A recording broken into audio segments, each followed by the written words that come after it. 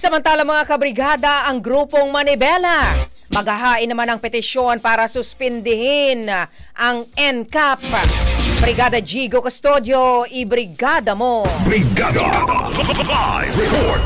Kumukonsulta na ang transport group na Manibela sa kanilang mga abogado para magsampa ng motion for reconsideration sa Korte Suprema kaugnay ng no contact apprehension policy. Ayon kay Manibela Chairman Marval Buena, tila highway biri ang NCAP. Dapat daw exempted muna ang mga PUV sa polisiya hanggat hindi naayos sa mga traffic signages kagaya ng loading and unloading zone.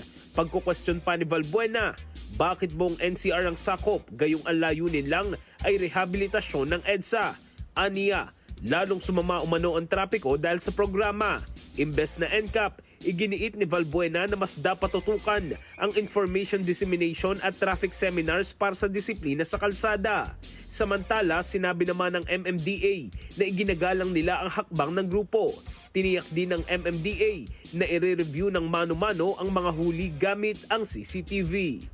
In the heart of changing lives, ako si Brigada Jigo Custodio ng 105.1 Brigada News of Manila, the Music News Authority. Ang bahaging ito ay hatid sa atin ng PowerCell Soya Coffee. Masarap araw-arawin.